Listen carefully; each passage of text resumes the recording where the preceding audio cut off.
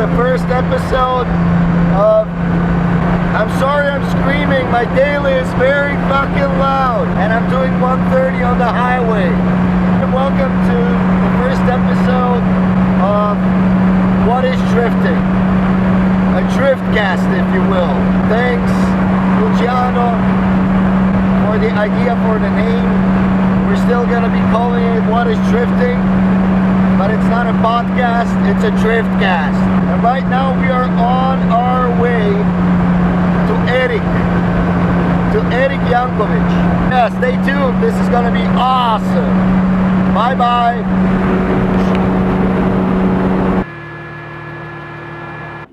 Hoćeš prvo da formalnosti riješimo ili?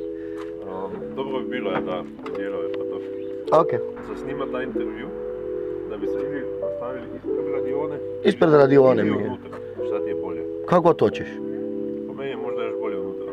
Može, ali ne smijem pušiti unutra. Jo.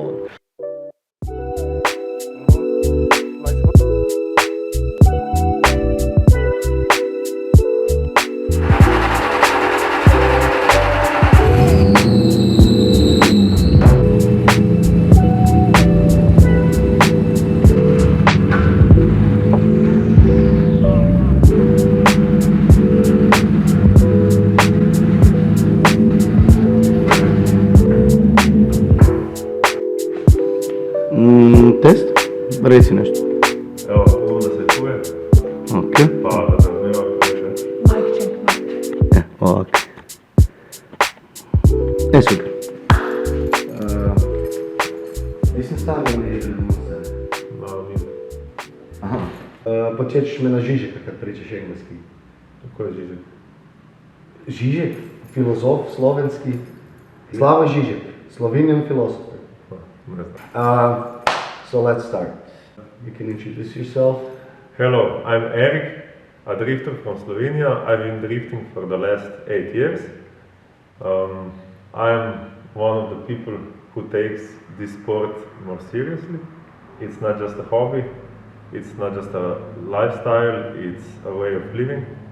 Ski shop is my own business. We specialize in parts production and parts sales. We are targeting the drift market. Mostly BMWs. Mostly BMWs, but not only track-focused cars, also cars that need to be maintained and upgraded for hot street use or just... Hot street use, yeah. Yeah, it's true. Yeah. So, you've been drifting for 8 years. I was going to ask, how long have you been drifting? It's been 8 years is a long time. So you were what, like 21 when you started drifting? Yes, well, you don't start drifting overnight. Yeah. So I consider the past 8 seasons like full drifting seasons where I had some knowledge, not just not just spinning doing, around. Yes, Yeah. not just doing donuts, but actually drifting. Before that, I was trying, I was learning, but I don't consider that drifting as doing a donut or saving a slide around a roundabout isn't drifting. No, I have, yeah, funny we should say that because I have a friend in Japan who lived in Zagreb. He went to Croatian Drift Challenge maybe like 2016, 17. Mm-hmm. And then he just went to Japan. He lives there now. He's gonna maybe come back, never mind. So, he had an E30 Kotskicu, and it was an M50 B25. Back then that was a really cool car. Like it was. Now today everybody's like. It was more than enough to start. Oh yeah, definitely. And they would sometimes go street drifting, and the guys would just take him to a roundabout, and then he would be like, "Okay, when do we start?" Drifting. Yeah. And they were just like, "Oh no, this is it." So yeah, drifting around. I mean, although if you can keep drifting around the roundabout, you're like drifting for sure. 10 laps, Yeah. just with the pedals, no e-brake, no. It shows some kind of control. Yeah. Definitely. So why drifting? I mean, first of all, what did you do before drifting? So why drifting and what did I do before drifting? So First tell me what did you do before drifting? That's the interesting part for me. Like. So my father was into RC stuff, from planes to cars to boats, since I Okay. can remember. So that was a good basis to start.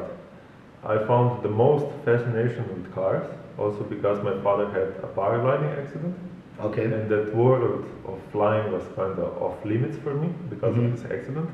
And cars were the next most interesting thing to flying. Yeah, of course. And I mean, I hate flying, so. I don't. It's really interesting. I still ski and jump on skis a lot because of the feeling I get.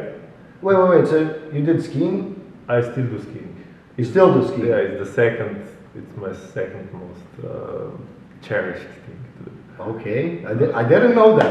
We're finding out something new today. Yeah. At least it's new for me.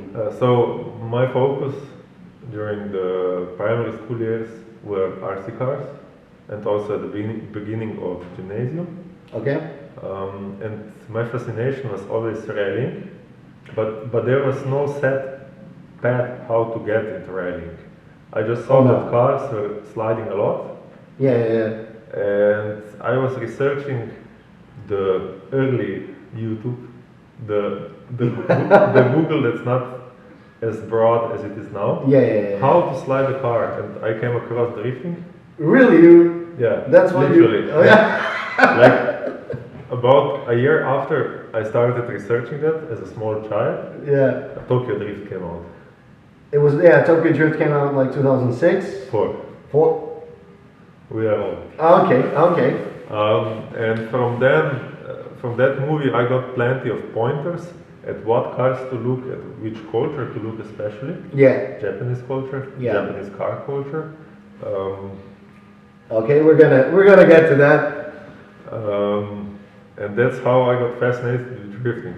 My ambition was always to become a rally driver, but in the time being, drifting evolved into its own established sport. Yeah, I mean, yeah, it's definitely more evolved than it was, especially around here. It used to be like 130 horsepower cars with 14-inch tires. There also used to be no scene around here in 2004 till 2010. We even had a scene in Zagreb, No. but I don't know. We had a scene. Mm. There were some people like Josip Zaks, Mhm. and I grew up looking at his car like from across the street, Huh. and that's when it began. And it was really early. Yeah, 2004 till 10 were definitely the early years of drifting around here. Yeah, Although we had some really skillful drivers that Yes. attended international competitions and did really well there. And some of those drivers are still present to this day. like Luca Marco Groschel, oh yeah, Dario Foller, yeah, Peter yeah. Schwan, less but still present Peter Zimmermann, Okay. and a few others are coming back, but I won't jinx them because if we Yeah. talk too much about that, it might not happen. Yeah, I mean, there was never a better time to come back to drifting than it is now. I mean, also, it is getting very expensive. The cars are getting very expensive. We can finally, I'm 100% sure we can use the term drift tax, even though, like, people, if you would come up to someone and say, like, oh, it's drift tax, they wouldn't know what you're talking about, but it is drift tax. Why is the E36 so expensive? Yes, here in the North Balkans, that is Slovenia, Croatia, Serbia, partly Hungary, Yeah, and also Bosnia, the E36 and E46 is the most common, the prevalent car in Yes. drifting. There used to be more E30s also, but they are mostly routed out. or very expensive. Yes, but those who were present like 10 years ago are probably now either stored away or have evolved into Yeah. cars you see today, like Dario's E30 Yeah. or like Peter's E30. Those are two polar Oh, opposites. to completely Yes. like Dario went all in with like racing stuff, Yeah, like a competition car, and this is more of a it is a street car. yeah, It's it is, registered. yeah, it's a street Yeah, car, and- but he drifts it. Yeah, and now that E46s are also getting older, they're like 25 years old already. Oh yeah, The prices are going up because the E90 chassis doesn't really provide the benefits this smaller, lighter, and Yeah. simpler all their chassis do. I was thinking about an E90, 92 maybe. Mhm. I don't, honestly, I don't see the point, really. So there's a point in a car's life where the value plummets a lot. Yeah, Like, the first drop in value is from new to a little bit used, and then the value gradually tapers off. And then there is a point when cars become so old, there may be rusty brakes, the whole braking system is starting to fall apart like solid brake lines. And it's the point where the car just dips. And we all got these cars for like a few €100. It is really hard to get a complete E90 for a few €100. Oh yeah, it is. It's impossible. I think. I don't think that car will ever depreciate in value that much. That it's still cheaper than. Yeah, they should though, because They should. they have plenty of problems. But I don't really understand why even cars that are like 2-liter diesels with broken engines are selling for €2,000. Yeah, I don't know. It's that's what's hindering the evolution of the E90 in our region for motorsports and drifting use. Yeah. Because when I started, like when I was searching for cars to drift, 2012 till 2015, you could get E36s with 2-liter or bigger engines for like really good deals. Man, like. I'm talking way below €2,000. No, we were talking €400. Also, but those Just were probably 600. beaten. Yeah, beaten, but it's still like you replaced every single thing in this car. Like it doesn't really matter as long as Yeah. it's not rusted out. It can be beaten. Like my car is beaten, but it has no rust. Yeah, I agree. That's why I'm not just gonna like get a new chassis because it's a really good car. Like it looks like shit, I know, but I drive it. So Yeah, and the next thing that hinders the E90 is the weight. It's a Yeah. much bigger car. The investment must be bigger, and you have to commit to cutting up the whole car in order to get it below the 1,300 kilos. okay, I always cut all of my cars, no matter how light or heavy they are. But Yes, but you're not ready to cut a €10,000 335i. fuck no, yeah, definitely not.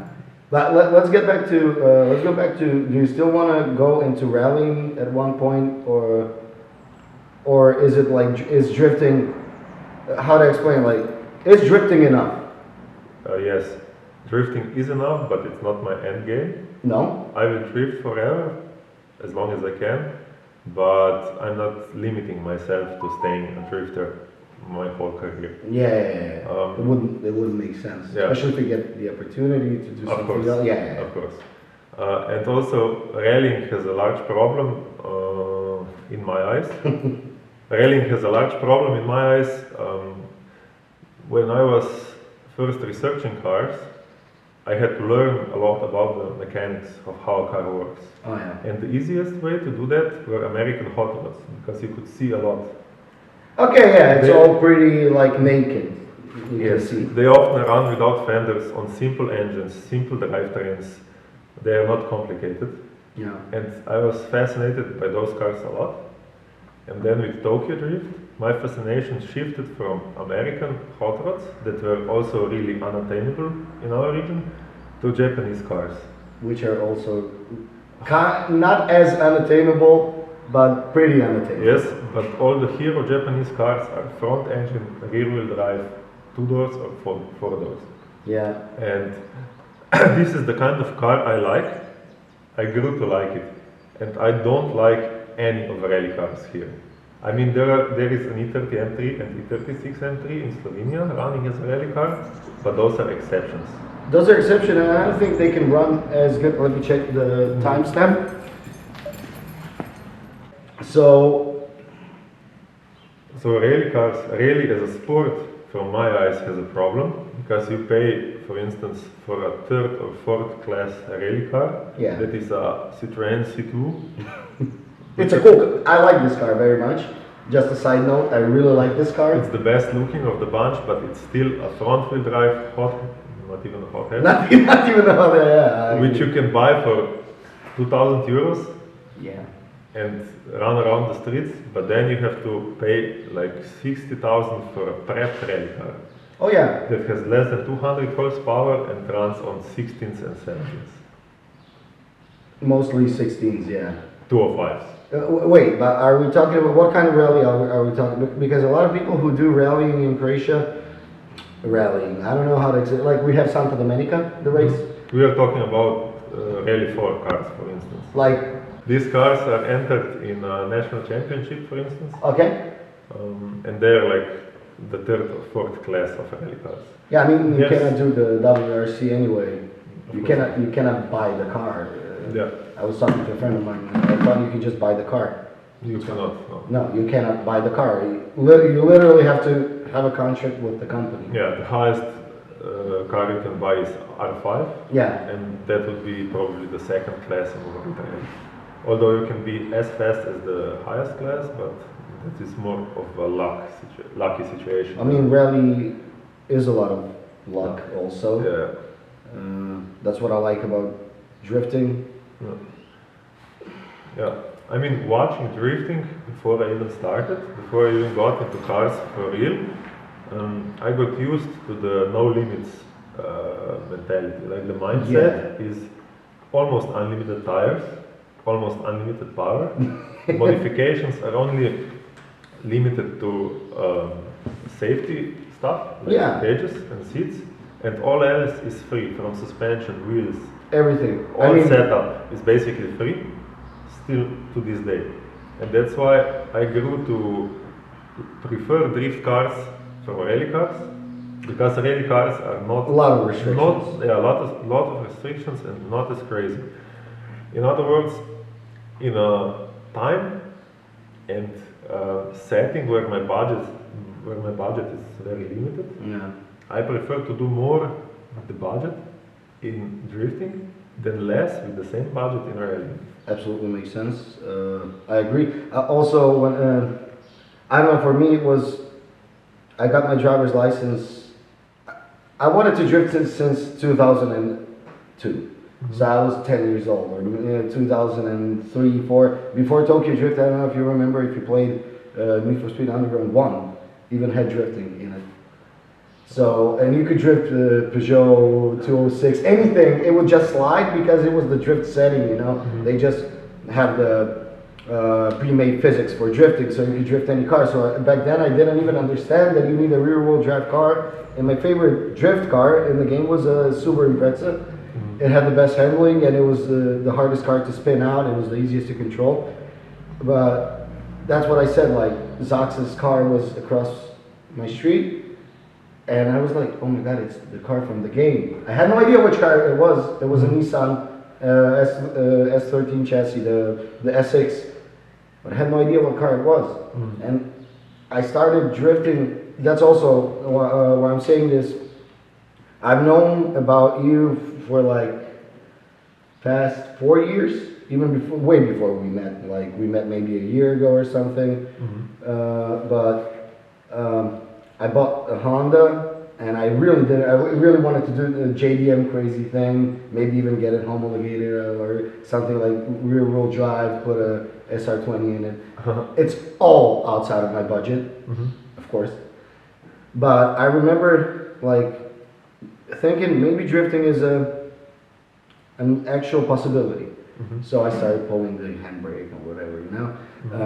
And one of my friends told me, I'm coming to, I was like, oh, Croatian Drift Challenge is happening. Back then I didn't know I was going to drive with the 100 horsepower Sierra.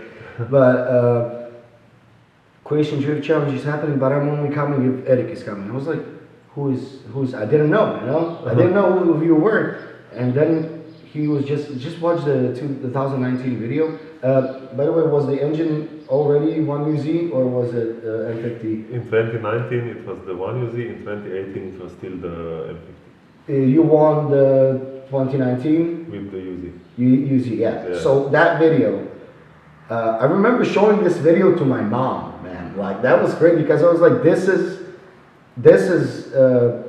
you have a very interesting chase style where you kind of remind me of Naoki, Okay. in a way that you really stick to them. Like you kind of compromise the line a little bit, but for me, in chasing the line is not that important. It's more of a like mimic thing. Like Yeah, proximity is yeah, key. proximity. Even if you cut some line. fuck the line. I mean, lines are cool, but like that's not how drifting works in my mind. So what I wanted to say is that I just remember watching this video over and over again when he won against Clemens. Jankovic se prilijepio, ne pušta Jankovića labero na veću kruga dijelu staze. Kalere sada malo raznosi Janković. Janković iz Pizane više nema pristupa. Veliki prezime Janković. Još više pritišće Janković, kako sad borba ima veći puta Kalere, ali Janković ne radi veliki prezime.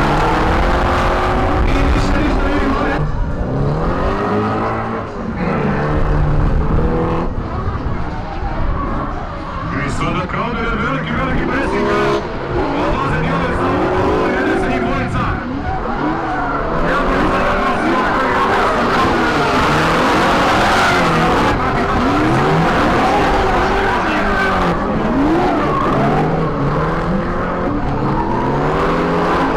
Janković je jako dobro, Kalder sada pritišće i gotovo na kraju, ali Janković se ne da. Bezove veliki grešaka, Janković izbacit Kalderera. Može! Janković ide dalje! Erik Janković! Nevjerojatna borba, ne završnica! Erik Janković izbacuje jednog od najvećih favorita, Clemensa Kalderera. Because it was fucking crazy. And then I was like, actually kind of inspired to maybe start drifting because like maybe this looks really cool. Because back then, like now I understand very much that drifting is not what I saw in that video. But yeah, Well, at all. I'm glad I managed to inspire you. Yeah, of course. I mean, but back then I was like, this is drifting. This is so sick. Yeah, and that battle with Clemens was the definition where I can do a lot with less budget.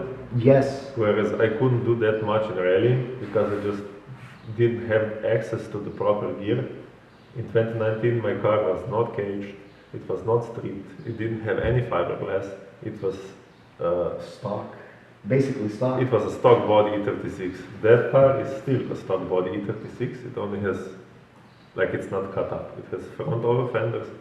The arches are metal but wider than stock. Yeah, I know how they look. Like it's the crazy style. And they're beaten up because of all the... She's kids gonna drive because- this car now, right? She's driving it already, Okay. but not in competitions. Okay.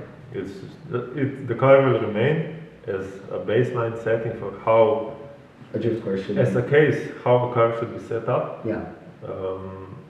And we'll use it for some drift taxi events and stuff like that. But it's unlikely to see a lot of competition anymore, because from 2019, when that car won the Croatian Drift Challenge till now, the drifting has evolved a lot It's in those crazy. 3 years. But the main difference are tires, because back then only a few guys ran 265s. Back then, only if you guys had an option to get like slicks, semi-slicks. Yeah. Now the only guy competitive on tires that are less than 265 is Lucas Dubias. Yeah. Yeah. So if you're not on a 265, 285 or 295, What are we talking? 17s, 18s? he's on 245. He's on 17s. I know. Yeah. You do 18. Yeah, 18 I inch. do 18s and 265 and up. Yeah, I decided to go 18 from next season. From You should. 15 You to should. 16 to 17. Now I'm like, fuck it, I'm just gonna go 18 because I think 320 horsepower is enough. Yeah, it is. I mean, plus now I gotta rebuild the engine a little bit and so on. But I think with the weight of the car is around 1 ton, 1,000 kilos. So I should be able to run 18s, no problem, even with this power. But I'm planning on going maybe. Yeah, you should run 18s. Yeah. I might have a good deal for you. Oh, We'll nice, see. nice. We'll see. I know that. If not, I'm just gonna call up. He can probably hook me up with some Sustinos. We're gonna cut this. cut this. Yeah. So also one of the things is now I can ask the question like this. It's a driftcast. My friend told me you should call it a driftcast, like a podcast, Okay. but it's gonna be called like what is drifting. So I want to ask you, what is drifting? And I don't want the Wikipedia definition or like the way it says in Creation Drift Challenge. I really want you to tell me like, for you, like how do you see drifting? Well, I agree with the official definition. Yeah, of course, That it's facts. yeah. But to me, it's a way to push myself, Okay.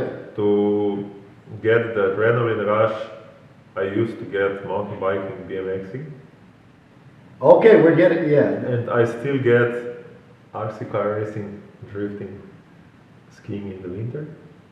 Wait, So- do you get adrenaline rush while you RC car Race, yes. Really? Yeah, Cool. It's a really intense sport, and the margins of error are super small. Yeah, of course. The difference between the drivers are in hundreds of seconds, even in off-road. And RC cars, especially off-road, is especially interesting because you can control the car mid-air, like a motocross bike, Okay. where you can adjust the pitch. You can adjust the suspension or You can adjust the settings, of course, Yeah. but you can also dynamically adjust the car's pitch with throttle and brake. And you can also I didn't know. yeah, and you can also adjust lift or tilt, however you want to call Yeah. it, with steering left and right, and then braking or applying throttle. Okay. So RC cars, off-road, especially 1/8 scale off-road buggies are really interesting, high adrenaline. Electric cars go from 0 to 60 in like 2 seconds, Is it 60 miles or 60? 60 kilometers. Okay, that's still really fast. Yeah, because they're gearing limited. Like Okay, yeah. street RC cars go to 100 easily. Street RC cars, that's crazy. Yeah, That's the crazy. street asphalt cars. Yeah, I know. But buggies are mostly gearing limited. RC drifting? Do you? I have one, but it's not really developed. And another thing with drifting is that it's a lot of a social sport. It is a social sport. That's why I ask you what is drifting. Yeah. I want to hear this. That is answer. also one thing I don't have against rally, but drifting has and rally doesn't. Drifting is a wheel-to-wheel sport. And Yeah. only other wheel-to-wheel sports around here are karting, which is expensive like drifting. Yeah. And again, you're relying on really expensive gear that can let you down. And you're in a karting, it's not. It's really interesting though. But it's a go-kart. Yeah, You know what I mean? Like, look at this, and I mean, it's fun, for yeah, sure. it's too expensive. Again. for Really? what it is. More expensive than drifting? Yes. Season On a professional level. on a high level. On a level. Not even professional, just. No. On a, let's say, members national level. That's above 18 on a national scale. Yeah. It's more expensive than drifting is. What the fuck? Yeah, tires are expensive. A lot of setup. You do damage a bunch of parts if you Yeah. get hit. So we don't have a bunch of wheel-to-wheel racing apart from karting, drifting. We have rallycross. Okay, yeah. But it's not. It's only 2 or 3 events per year in Slovenia, and 2 or 3 in Gabedici. All other events are far away, and that drives the cost up a lot. Yeah, of course. Then on Grobnik you have time attack sessions which aren't wheel-to-wheel racing, and everyone gets upset if you mess up their time attack lap. Hill climbs, same problem. Yeah. I get excited about hill climbs I still. love hill climbs, just. I don't anymore because there are always so many crashes, especially if Twingos are present. Really? The Yeah. Twingo is the Yeah. enemy now. Twingos from Lema Racing are an entry-level racing class. Okay. It's the class you step up from when you stop being a junior go-kart racer. You go into You go into Twingo, yeah. and then you hopefully progress to a clear sport or something like that. And the Twingos are always rental cars. Yeah. They have no power and they get lift-off oversteer. Okay, yeah. And A lift-up oversteer can be useful though, if you know how not to in a use it. single, because No, no. the steering rack is slow Okay, and there is no power, so you cannot shift the weight of the car via stabbing the gas.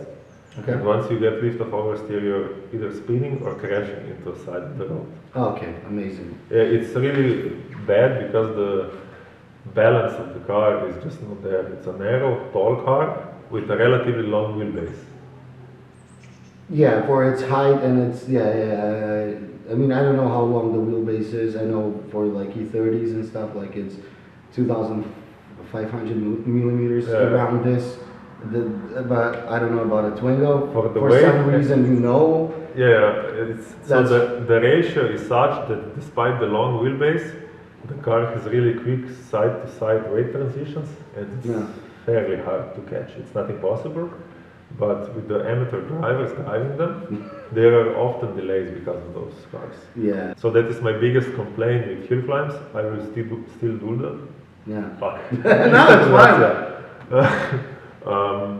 They are challenging, especially faster ones like Podnanos, and those who have like an unmatched vibe, like in Puzet, the vibe there is just better. Yeah. And a restaurant near the finish completes that vibe because you can eat, drink, and just watch everybody come up. And if there is a delay, you can still stay in a social setting and Yeah. not just get burned by the sun waiting to go down. Or get stuck in the rain and. Yeah. Okay. So drifting to me is a way. I'm not being rude. I'm just going through the questions because I forgot it. Keep on. So drifting for me is a way to get that rush. It's also a way to live my life because I've been always interested in constructing parts, making things. I can see that you're a nerd. Yeah. Yeah. No, that's fine. That's Yeah. that's really cool that somebody actually knows what he's talking about. Like Yeah, and most people just. I don't want to say any names, but you know. yeah. The only thing I'm struggling with drifting a lot is time and time management. Okay. Because Yeah, if you're gonna produce your parts and drift yeah. and go to this event, and also you do YouTube more now than you used to. Yeah. You grew a little bit, Yeah. which is really cool to see. I saw one comment tell you should switch to creation. Do you remember this comment? Yeah, it's not And that you- long ago. and I was like, why? But And- he has a point. I can see his point. Okay, but it's a stupid point. And I mean, I watch your videos, and if my girlfriend is there, she asks me like, how do you understand? And I'm like, just listen for like 5 minutes and you're gonna get it. Like, Yeah. it's really easy. So my Croatian or Serbian isn't at a level where I feel confident to speak. I think you're fine, you know, like. We can communicate without problems, but Yeah. the production, not the production level, but the level of videos would just drop because I would struggle for words a bit more. Yeah, to explain certain situations Yeah. you need where, yeah. Yeah, and I don't have a wide enough word treasure, if I can call it that, Yeah. in Croatian that I would be ready to make Croatian, videos in Croatian. Yeah. But I'm more than happy to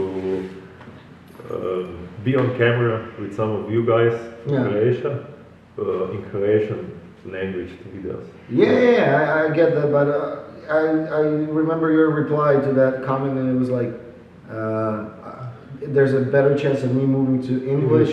Yeah. Then, and for me, it's And that's also, it's not a plan, but it's a goal to eventually, so there is no plan for that goal, but Yeah. eventually if you, I will transition to making more English videos, but we'll see how the audience responds if my audience responded terribly. to English. Yeah, because I mean, not all of them. A lot of people still like, but if it's a creation video in Croatian, and I say I write a caption like about Adri or something, I get the most views, and that's just the algorithm fucking up. But I think some of my videos in English are way better than most of my creation videos. So I don't know. I will see how the audience responds. I'm not ready to make a full transition from Slovenian to English. Yeah, neither was I. I'm kind of switching. Yeah, and I hope that all my Croatian, Serbian, and Bosnian viewers can understand as much as possible and Yeah. will understand more as time goes on.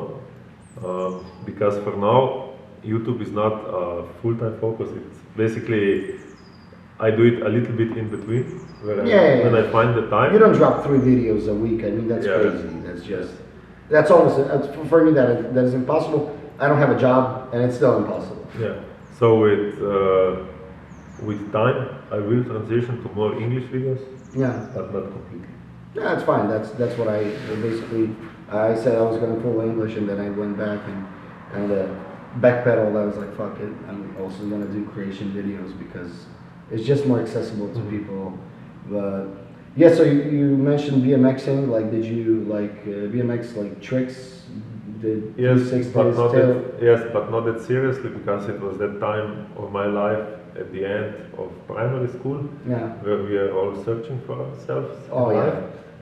And my focus was very divided then, but the rush is the same as still then. What's your best trick on a BMX? What was your best trick on I a don't know, BMX? probably bar spin, You could do a bar spin. like something like that. Yeah, that's pretty good. No, I it's never. not. I think the really hard tricks on bikes the harder tricks on bikes Yeah. are where you either let go of the bike completely Oh yeah, like. or do spins. Oh yeah. Because I if mean, you can do a no-hander, you can do a bar spin. It just I can do a no-hander. I cannot do it. I mean, it's very. I mean, I skate, so it's different. yeah. But when I used to do dirt, like I did dirt with MTBs, I could do kind of a no-hander. I kind of tried once to. Uh-huh. Yeah, but like I could never bar spin. It's just I cannot catch the. But bar spin is pretty. It's not an easy trick. It's not. I mean, it's a beginner trick. I would compare it to like 360 flips on a skateboard. Okay, it's a beginner trick, but it's not easy. I hate them. I don't do them. I've been skating for 12 years. I never learned them, and that's how. So bar spin, and I know a lot of BMXers just go like, yeah, I never really got bar spin. They could do like tail whips, 360s, opposite 360s, whatever, but they cannot do a bar spin. So that's. Sweet. Yeah, he did, like, he was sponsored, like supported by He was- Red Bull, Yeah, he was a. and he was doing the Superman, whatever. Like when he broke his knee, he was. I just talked to him at Kershko the other day, and he was doing like the no-hander, like letting go of the bike. What you said, and just kind of tilted a bit to the wrong side and broke his knee. I mean, broke all of his ACLs, whatever, like Yeah. everything. So. Yeah, bikes are quite hard on the body, and that is a big positive to drifting because it's hard. It's really hard to get hurt. It's really hard to get hurt, but it's also really hard. Drifting is hard in a different way. It was kind of logical step for me to. I don't come from a, like you mentioned, your dad used to like do all these extreme stuff and like was into RC, probably real cars as well. No, not really. Maybe Not not at as much, but like you kind of.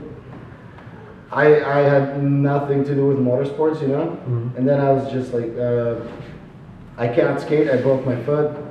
What should I do? I always wanted to drift. Okay, now I have the chance, kind of have the money, and I was like, I want to try drifting. I always wanted to try drifting, so I just came into it without like I have no idea about the classes in rally. Like all this stuff is until that I'm impressed by your like you have a lot of knowledge about this stuff. Like I do drifting now, and I'm gonna find out everything about drifting. I don't know anything about rallying. I don't know anything about quarter mile racing. Okay, there's nothing to know about. I've been looking at drifting since 2004, so Yeah. there was a certain point I reached, and there was not much more to research about drifting. Yeah. Not saying that I know everything about it or nearly that, but there are other motorsports that you can search for inspiration and take inspiration from. Yeah. Rallying, time attack, Time attack is very important for drifting. Yeah, it is. People But don't know about grip. That grip racing is very important for drifting. even more inspiration you can find in the dirt ovals of America. Because they're going sideways all the time Yeah, that's true. on dirt Yeah, with a lot of power a lot of power. and almost unlimited grip. So their steering geometry is Okay, it's crazy. the suspension setup is primitive, but the geometry is really advanced because of the 60 years of evolution that dirt tracks had. Sorry, how the fuck do you know this stuff? That's the thing. That's what I was saying. I don't know. Like, You just research it. It comes with time. yeah, but why? Because you, for instance, you draw some lines where a sport begins and where a sport ends. Yeah. And for instance, drifting starts with sliding. Okay. So does oval dirt. As soon as you get to the limit on an oval track, you start to slide. Yeah. Even NASCAR slide quite a lot, Oh, yeah. actually. Kind of looks cool as well. Yeah. And for instance, time attack, people don't like to slide. Because they either can't put their power down Okay. or they're over the limit of the tires. And for instance, this comes from the basic understanding of grip, where the G-force like goes up Yeah. and you want to be here, and then goes over the bump and we are here. Yeah. And from then it basically tapers off. So you also see what types of tires are available, and you can see that slicks work till a certain slip angle and till a Yes. certain temperature, and above that they're like disintegrate basically. Their performance falls off a lot. And there are other tires like especially dirt track tires that are built to sustain a lot of slip angle, much more than regular road tires. So we're talking or racing tires. can you define slip angle? Like, Yeah, slip angle is the angle of slip perpendicular to the wheels to the car's axis. okay, so the car. So the car has a longitudinal axis, Yeah. and slip angle is the angle at which it slips. Okay, so what you're saying is that the tire of the oval, Yeah. so they're gonna spin late. Like they're not gonna spin as soon.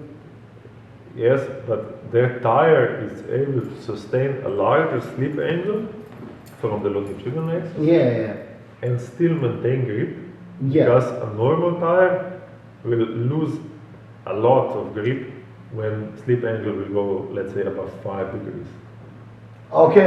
The grip will fall a lot by a lot, whereas their grip doesn't fall by a lot. It has to So do basically, it still grips even though, like, It's when the- you usually when you would slip out, like spin out. Yeah, the grip falls. Like, Yeah, but on these tires, you don't spin out. They can Yes. take more of an angle before Yes. they. Okay, that's very interesting. And that has to do with surface, tire construction, tire pressures, obviously, Of course. car geometry and suspension type. Did you ever think about making your own tires? No. No. Okay. Okay. Fair enough. So yeah, when I asked you why drifting, so basically you do come from a background where you did a lot of adrenaline things. Yeah, it's the adrenaline things that got me to drifting, not motorsports background. Because my Yeah, father was same. not into cars at all, but he was into RC Yeah. and other adrenaline sports. So For example, skiing is, especially if you do jumps. I don't know if you snowboard. You probably tried snowboarding. yeah, I know how to snowboard, but I'm not that. Yeah, I suck at snowboarding, even though I've been skating for now 13 years actually. Yeah, it's not the same at all. It's not even. It's not- kinda you get the. No, it's not even close. Snowboarding Really? and skateboarding, it's not even close. I don't know. I mean, it gave me kind of a sense of what to do. The only thing that's the same is the position of the body.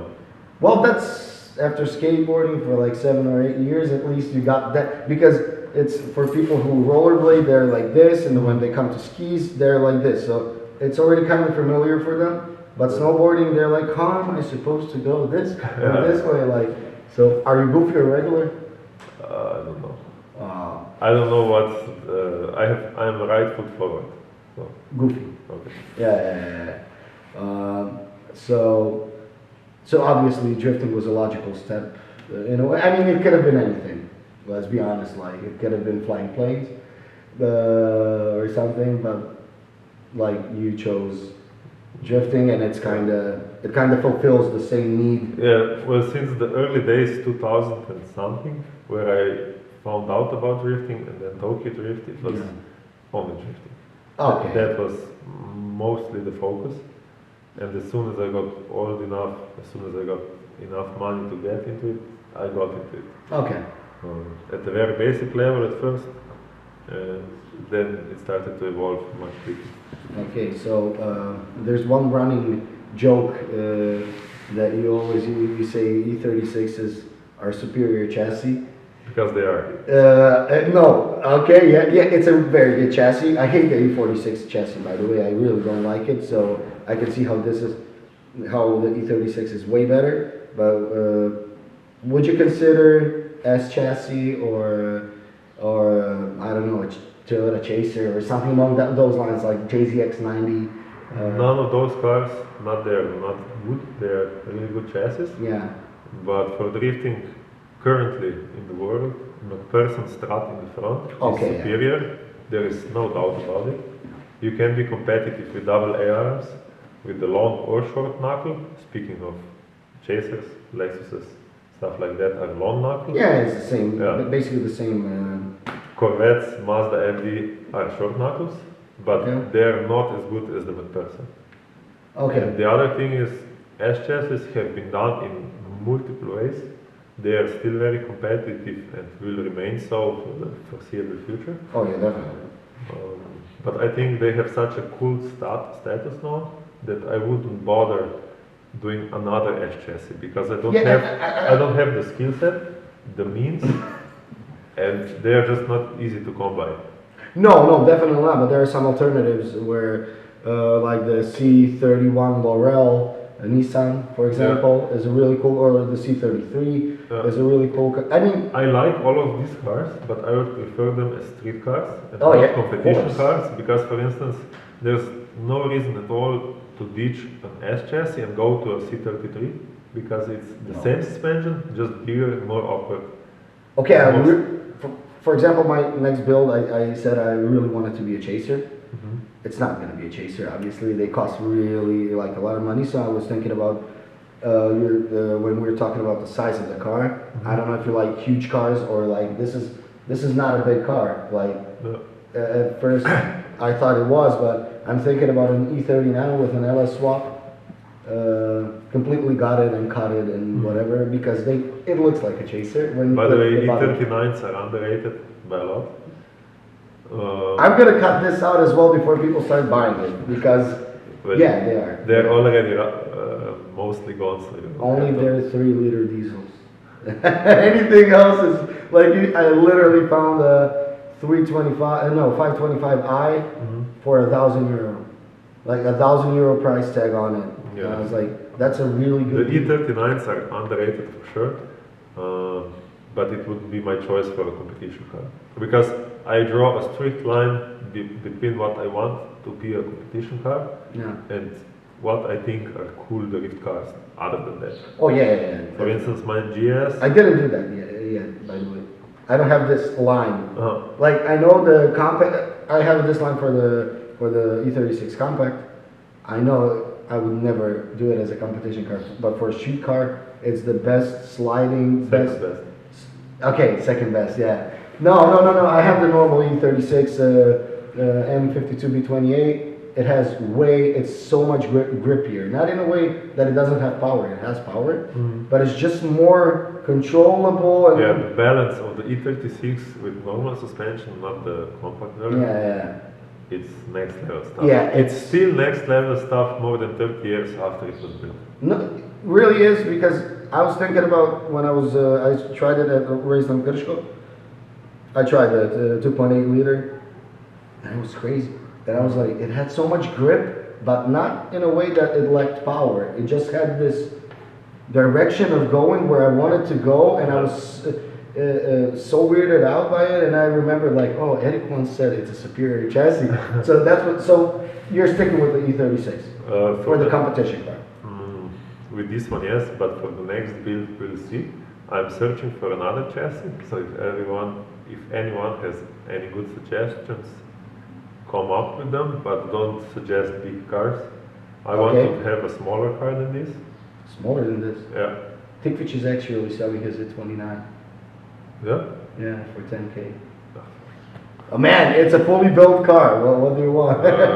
It's not built in the way I would build it. Yeah, I know.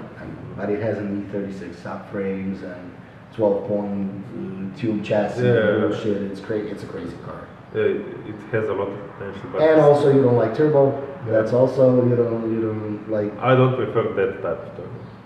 Yeah, that's exactly what I was. The same type of turbo as yours. Yeah, I know, but okay, my engine sounds like a 1J, which I'm really happy about because of the UHL, ULH, and even like headers. So it kind of sounds cool, but I'm really not. I don't like it. I don't like my car. Actually, I really don't like it. Well, my problem with the successor to this car that's not chosen yet is that I cannot find a rear suspension that has only 4 separate components per side. 1, 2, 3, 4, yeah. 2 arms, big arm, and the shock. That's it. You have 4 separate suspension components. Miata.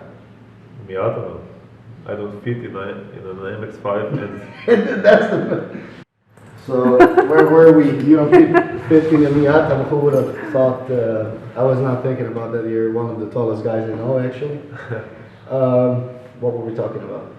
after the Miata that it's not a really competitive car, and the E36 is still competitive after 30 years of existence, and that I'm struggling to find a replacement. Yeah, a new chassis that would be as good as the E36. But you really need a replacement. Yes, because I want to build something else. This is like 8 years of E36s. Yeah, this is the final evolution of what I think an E36 as a competition car should be. But it's not really there yet because of budget restrictions. But it's done in a way, I think, that the E36 functions really well. Unmodified firewall, the driveline I think works, and everything cut up and a lot of panels replaced with fiberglass, ABS plastics and aluminium. Yeah. Wait, is it aluminium or aluminum? We are in Europe, so it should be aluminium. Yeah. So, and I can find another chassis that has 4 independent suspension parts in the rear per side. Yeah. That is upper and lower arms, the big trailing arm, and the shock. That's all there is to an E36. Or it can be even less. Yeah, but which I prefer. I prefer less just because it's easier to do. Yeah, but I can see the benefits of a multi-link like on the Lexus. Yeah. Because that car, if set up correctly, can yield a lot of forward drive, which is really beneficial in tandems. Oh yeah, it is. But for instance, for cutting lines and getting to doors. But there is no complex multi-link like on the Lexus on a smaller car, other than an S chassis. And there's another thing. If I break anything on the Lexus, there is no way I can fix it in 5 minutes, because other than the lower arms, which I won't be breaking, they're heavy duty. Yeah. You can't access the toe link, you can't access the upper arms, you can't replace the drive shaft really easily. Yeah. So that's another consideration, because I can change any of the components on here in 5 minutes easily. Yes. And I've done most of them except the big trailing arm. I've replaced them in less than 5 minutes. In a competition setting.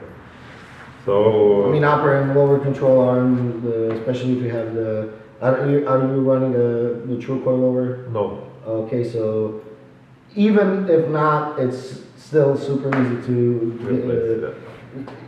Probably doesn't. It was off, so it doesn't have rusted bolts. It's super easy to take apart. What I wanted to ask is, why do you compete? This is like the most. This is the question I've been asking myself, and I don't really know the answer. for myself. So I'm really interested in what other people say about competing. Why do you?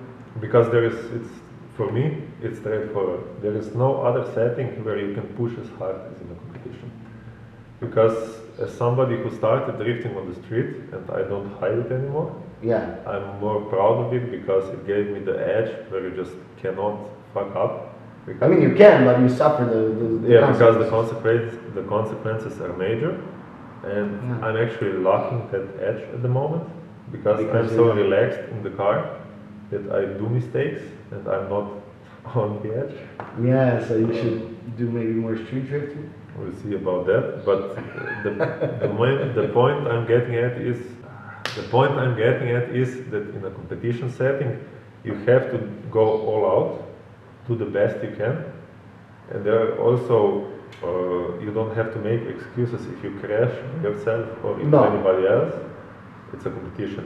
Yeah. You are there. It's a contact sport Yeah, as yeah. well. So. Yeah. Wheel to wheel, as you It's said. not like you're wrecking someone, but if you touch or do some damage, it's okay. It's fine. You are pushing the limits, and that's it, what it's really about. It's about going out there and trying as good as you can, about pushing as hard as you can. And that's a competition. Because, for instance, when I pre-run on hill climbs, there is big pressure from the organization side. Oh, I know. I just Uh, recently I did the little, what do you call it, slalom. Yeah, if you're a pre-runner on a hill climb, for instance, there is a pressure. Don't That crash. sucks. Don't go all around. I crashed your first limit. run. I Yeah? crashed first run into the fence. Yeah. And they gave me shit, and then I was driving the rest of the day again. But you know, like just because of that pressure, I think that made me crash more than because I was not relaxed in the car. I was like, I hope I don't crash. Of course, I crashed then. Like it's normal. So yeah. Yes. But the thing is, like, okay, you compete out of those reasons, but you can just go to a track day with friends. Yeah, but it gets boring. Does it really? Yeah, it does, because at a certain point, you came as close to a friend's car as possible. You ran every line you can, Okay. and then it's that point where you start looking for more. What is more? Competition. Yeah. Or even I came even to a point. I know I drive a lot, probably more than most. Oh, you have the most seat time out of everyone I know. But I came to a point where I literally had every line on drift polygon down. So literally, like all the I ran out of inspiration, yeah, and that's when I saw the 360 entry. for instance. Yeah, because you were like alternative lines because you probably Yeah. ran every single line. Or for down there. instance, I hit 105 of ground speed, 105 kilometers ground speed on entry there. Wait, on the entry when you Yeah, the same entry as the 360. okay, that's but- a lot of speed. Yeah, and there was just no point in pushing more because that would just lead to crashes, and that Yeah. was crazy enough, although it was quite manageable actually. You could push 5 more. Yeah, but what's there's, the point? yeah, there's really no point in doing that. Yeah. I agree. So that is why it always comes back to competition for me, and that doesn't mean I won't go to a fun track days Yeah. and ride with friends. I will, but that next step is competition. And it always, until you are completely dominating a competition, which you probably never will, there's it's gonna no stay end. fun. Yeah, it's gonna stay fun. How about Drift Masters and do you have any plans? We are getting there. Yeah? Yeah, not really soon, but Yeah, we're on that way. I'm also thinking maybe like 26, 27 when I get more experience.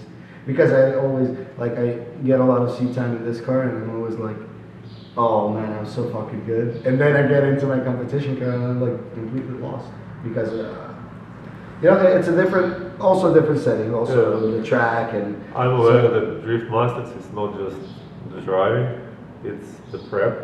Yeah. The car has to be on every run. Tobias was alone at Crazy Drift Challenge. He had no one. Yeah. Team Komisarovic, you know, from Classica, Mm. he came there and helped him. But he did the prep, so he doesn't have to do anything. Yeah. Yeah, so in Drift Masters, the car has to be on every single run. There is no like, we will put slower tires. for No. qualifying. Every single. It always has to be the same tire. Yeah, and there is no, we will run out of tires, we No. will take it safe here.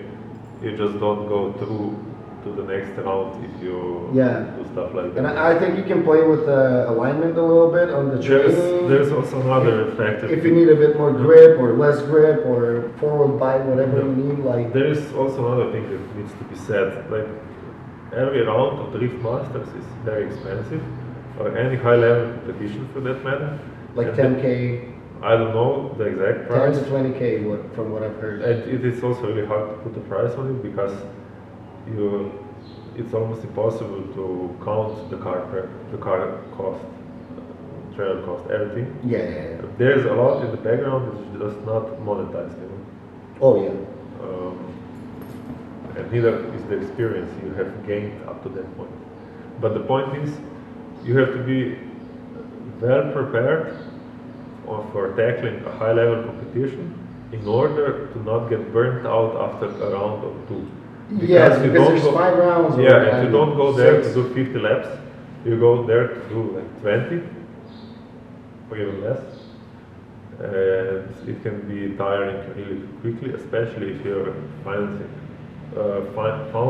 that yourself. Like if it goes, it doesn't make sense to go and drive out of pocket. No, and also like I have a feeling that I don't know. You do what fucks me up the most, even with the smaller competitions like Creation Shift Challenge or whatever. You do those trainings, you do the like then you wait, then you do a training, and then you go to qualities. And this break between, how can I stay hyped? It's so hard. That's why I always fuck up the first run, so I can really because I work the best under pressure. And I remember Grobnik at round 2, Marco Berda came up to me. He was like, just put down a run and have some points in your pocket. And I couldn't do it. I have to go all out because I get hyped. I have to force myself to get hyped, and then I make mistakes, of course. I struggled with cool down too. I struggled in Serbia especially. Yeah. Because the track was small, not challenging at all.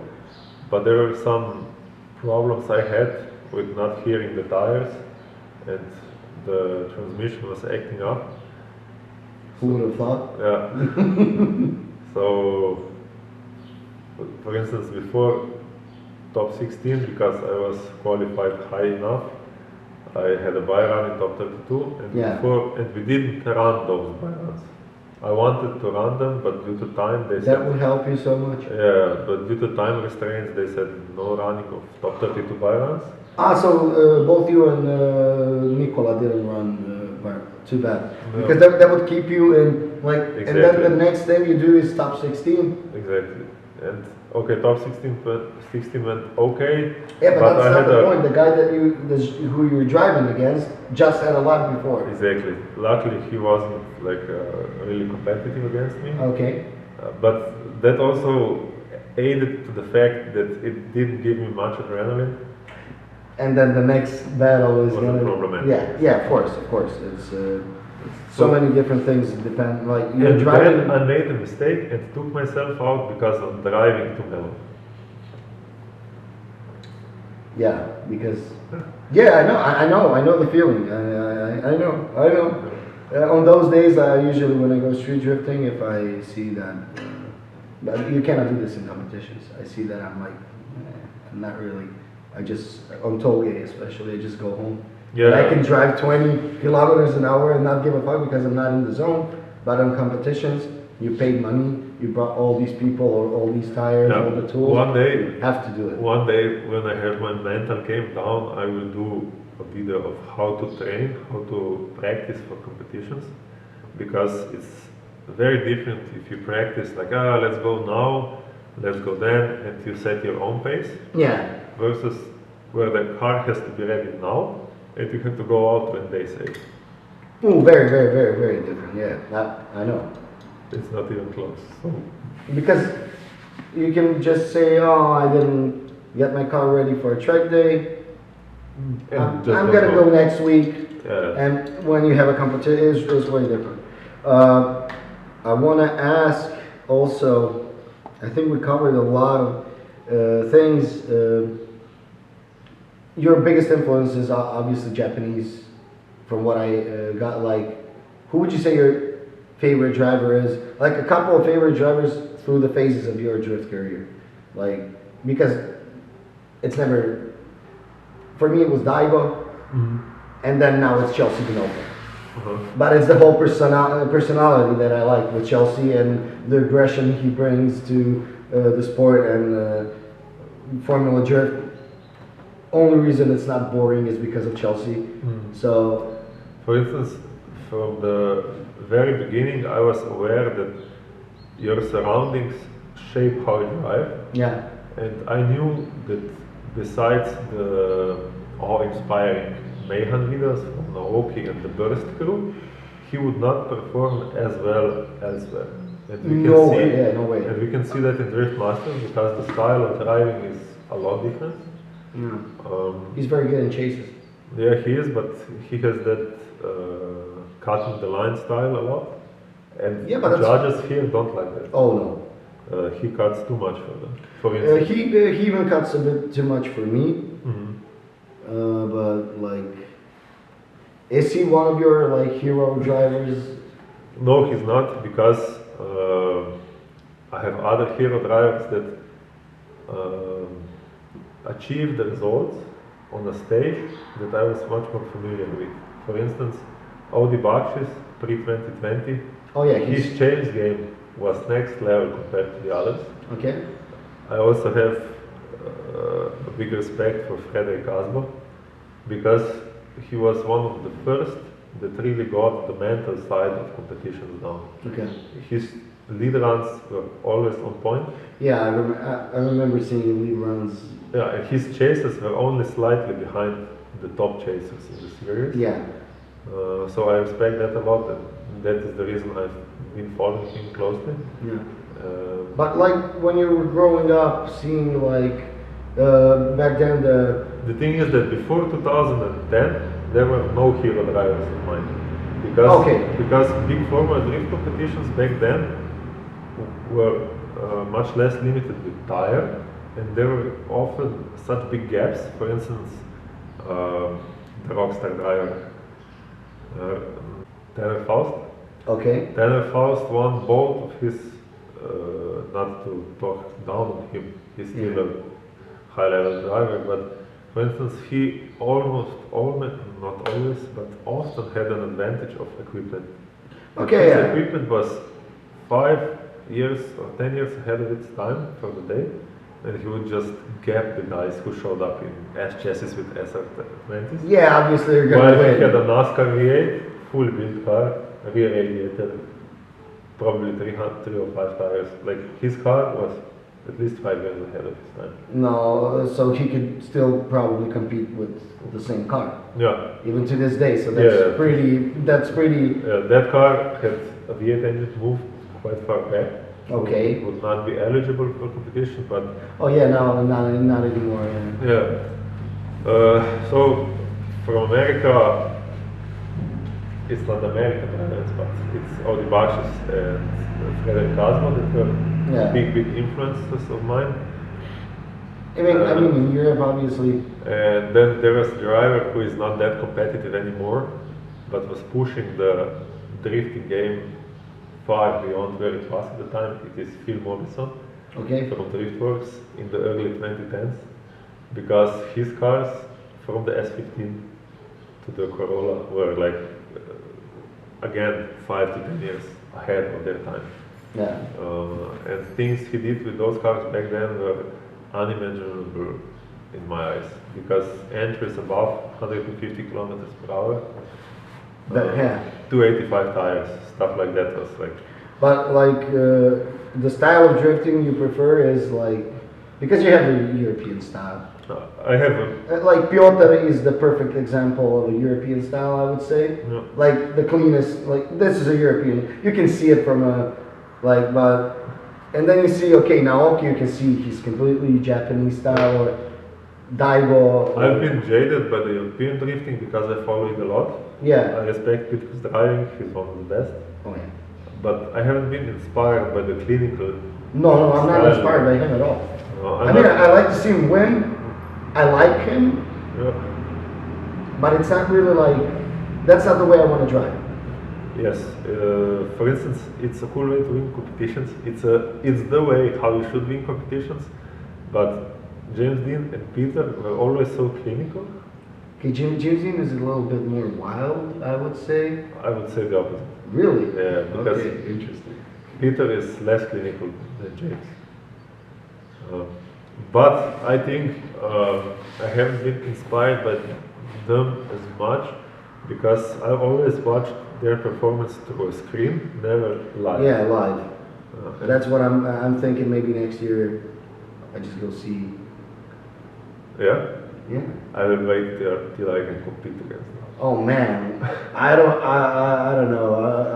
I don't know how I would react even seeing those people in like We'll in see. real life. There is a lot of work between that, so we'll see. Yeah. Okay, just let me finish with the drivers. Yeah. I was inspired by the driving Japanese style a lot. I like big engines. I know. Yeah. That's what I.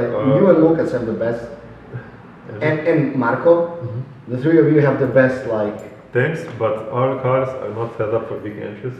They're set up I know. to carry a lot of speed around corners. No, not handbrakes, but to carry a lot of speed around corners. That's it. Not big engines. Lately, I've been experimenting with non-semi-slick tires in front. oh, okay. I got much more front end slip with them. I will do a few more test days. So you mean like so you could do a bigger flake because of the lack of front grip? Yeah. front grip? I had a big problem with way too much grip in my car, and I couldn't. It would literally like I would go this way and then to flick it. Yeah, because you didn't have 18s. Yeah. Okay. Yeah. That also. But I kind of flicked the car like this way, and I tried to carry it like this, and the car almost broke my hands. I couldn't even flick it. Like no way. The wheel would just go like Yeah. way too much grip. And for instance, I have quite big inspirations from New Zealand. Okay, they're fucking crazy. Yeah, people like Gaz Weider, also Mad Mike, always inspired me because they weren't as clinical, but they always That's had violent. that always had a wild factor. Yeah. And the wild factor is what And just violent sets driving, them apart. just like. Did you see like you probably follow Australian drifting more than I do, but I saw a couple of clips. They literally drift that's like 120 miles, maybe even an hour. Like it's 180 kilometers an hour, just long ass. That was New turns. Zealand. That's New Zealand. That was Pukekoa. That's crazy. For me, Or that's whatever it's great. called. That's crazy because it's minimize the angle, just go really fast, and you're still going sideways, and they just go off track a little bit. It's all like it's way more. It's way wilder than anything. Yeah, and from Australia, it's Luke Fink for sure. That guy just has a lot of will in him. Yeah, He knows how to drive. And you can see in his driving style that he has a lot of fun. But besides having fun, he is aggressive and precise Okay, and can be fast in a competition setup. but what about like I don't know. Like for me, I kind of discovered him maybe a year ago, 2 years ago, Katsuhiro Whale, with the AA86 crazy, just a lot of munging, just it's a silver top 20 valve, 200 and something horsepower car. I don't get inspired or really care about the old school whale driving style. Oh my god. Because those cars weren't even able to spin the wheels properly. There is a lot. Yeah, There is a lot of skill in that. that's what I'm talking about, Yeah. the skill. But I'm searching for the edge in drifting. What the next thing? I don't care what really happened and what was going on 30, 40 years ago, Yeah, because that's a distant past. I'm kind of Also- stuck. Also, another thing, I can drive low-powered cars, and many people can vouch for me that I can sit in a 320i, 323i, or even an M50 slot E30 and turn laps and make them look cool, but it's not what gets me excited anymore. What Now- about an IS? Can you drift an IS? 318 IS? Probably. I will have to give you my IS at one point. I want to see that. I had an E36 compact, it was an IS, I Yeah. dailed it for almost half a year, it had welded diff, so I should still be able to do it. Okay. I gotta fix up mine, take it to the shop to get the standalone ECU and whatever because they stole my key. On Krishko, somebody stole my key. What? Fucking assholes. And they stole this and the gear knob. That doesn't matter. I just parked there. Yeah, it was parked there, but like, why would you steal? And 20 liters of gasoline, but whatever. I mean, what could I expect from Krishko? So yeah, what I'm getting is I'm no longer inspired by the old school stuff because I know I can do it. I can drift without low kits well. Yeah. I can drift low power well, but what has been for me undiscovered is high power. That's not high power yet, but above 300 horsepower and sticky tires. Yeah, that's also something I'm interested in. That's why I'm going to up to 18s, and I'm in 320 horsepower car. Now I'm gonna up it to maybe 450, 500. I think that's way too much. And go to 3 engines a year. Yeah, probably, but I want to try it. I'm not gonna leave it at 500 definitely. I'm probably gonna detune it to 380. But I want to try this style of driving where I'm gripped up in the back, a little bit less grip in the front, so I can like manipulate with the steering wheel. I can manipulate more with the front end of the car and just like have enough power to spin the huge ass fucking 18s. They're not huge ass. I mean, for me that's huge. I know they run like 21s on in FD, but Yeah. By the way, it's time we find larger, grippier, and cheap tires. yes. Because 265s, they are good, they're fast, but we would like more grip. So 285s. Yeah, but they are too expensive currently, so hopefully the price can drop to below 100 euros. Yeah, that would be. I have a plan of buying 16 wheels, like 18s, brand new, and then buying 32 semi-slicks. Are you going to buy 59 North? No. Hopefully not. Which one? 59 North wheels have packages of wheels. Okay, now I Yeah. might. I didn't know. But it's a really good deal, and they're probably a good company to deal with, but I don't like when 10 out of 30 cars on the starting grid run the same wheels. Okay, I can. No, I was thinking of maybe Japan Racing, different wild styles. I found some. Well, give me a list, I have a connection, and maybe we can give you good prices. Okay, thank you. I have a connection with the Slovenian team. So. Yeah, I don't have. I'm trying to talk to the Croatian dealer, but he's not really. He doesn't really. Yeah, the Slovenian dealer is my friend, so we can. Yeah, that's really cool. I need 16 wheels, so that's a lot of wheels. I mean, he can give you a discount for 1 week or 3 weeks. Yeah, of course. I'd probably have to win some competition first to get something free in my life. Not even that. Not even that. Sad. Duji. Kako se zove? Dodo. Dodo. Dodo. There you go. Of course, my camera died. Since I've had the channel, whoever watches my videos knows that I have problems with the batteries in my camera. So yeah, I don't know what we were talking about. Imaš ti ga to je seznam. Yeah, but I don't know where we stopped. My phone is there. Fuck. Yeah. We finished with chassis choice and driver inspiration. Yeah. So let's let me ask you like local drivers. Okay. Your favorite local driver. So we're talking Balkans, and also I want to know your favorite contest, like competition on the Balkan. Marko Brčačić is one of the drivers who inspired me the most. E90 guy? Yeah. From a competition standpoint, because he was the first to break the ice with M50 turbo wheels. Yeah. No, it's nice. He was the first to break the ice with M50 turbo wheels. Okay. And I think he really understood what it takes to be competitive in the early 2010s when competition was still in its infancy. It wasn't like non-existent or something like that, but he really pushed the level up. I think there is also a worthy mention of Jean Gallop. He had an E30 with an S50. He ran semi-slicks and was the first guy to use an SLR kit. Okay, Um, which is a really good kit. yeah, but Not as good as your adapters. thanks. It does have its weak points. So, But right now on the grid, like you know who's I mean, like like, the best drivers on the grid. when I was coming up, Marco was my biggest local inspiration for sure. Berkeley. Berkeley, no doubt about it. So shout out to Berkeley.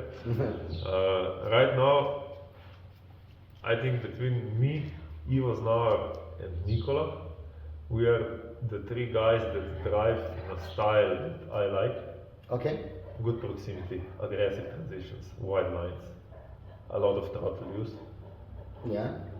We share these attributes, although both of them are more powerful cars. So I don't know. I heard Nikola has only 360 horsepower. I don't think so. I don't think so. he has more than me. Yeah, he definitely I'm close has to more. 360 probably with this car. Yeah. Bit less, but and his car is probably heavier. Yeah. Maybe a little bit, but maybe 100, 150 kilos.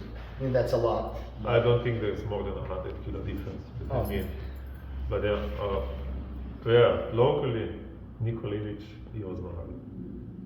Not that there are other drivers that don't like perform well, Yeah. but there is still Berklecic. Yeah. He's still fast. Last year he almost won, but his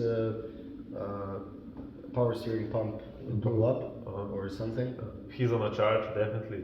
He's driving aggressively. His car is fast, surprisingly agile for an E90. And he has really good chases. Yeah, he's fast. Yeah, he's really fast. There's a bunch of other drivers that rank higher, but I don't like driving styles as much.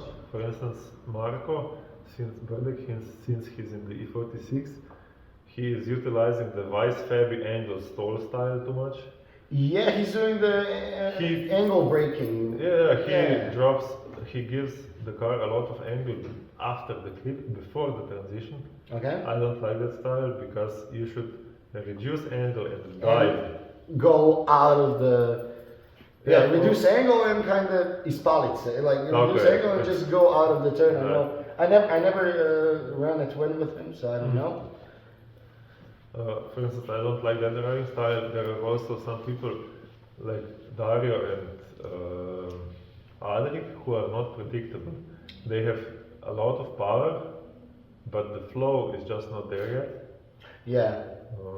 I mean, that's the biggest concern when I'm chasing someone. You know who I enjoyed chasing, like in Ljubečna? Joža, the drift inspector. Like with him, I knew exactly he was not gonna fuck up. So I was really pushing to the door because I knew it was okay. He's pretty consistent. I mean, he does have hiccups here and there, but he has a really underpowered car. But what I want to say is like, yeah, when somebody's unpredictable, I saw your post on Instagram that you really enjoy driving with Znavar because he has the flow. He has the flow and he's on point, always. Like, so that's something I really like. Yeah, I don't want to rank the drivers too much, but the three mentioned are like my most favorite ones to drive with. Because I know whenever we go to the start line, it's going to be a good run. So also like your driving style is a bit different. There were some speculations that you do some things on purpose. Like what? That's the most how do I say edgy question of this interview. Okay. For example, I saw a chase of you know, like a twin of you and Marco, and like you brake and not you don't slow down inside the zone, but you brake a little bit inside the zone because the LED lights come on. Okay. And some people thought you did that on purpose. Okay. I don't think so. Okay. So I'm interested. Like, you're a hard driver to chase. Mhm. So is that some kind of a tactic that you use, So- or is it just the way you drive? Because I really don't know. We never did a twin. So for those unfamiliar with new school drifting, Yeah. if we set a car in a roundabout, Yeah. let it just flow on the drifting line, Yeah. only with throttle usage, that car will be slower Yes. versus a car that is with throttle and left foot brake.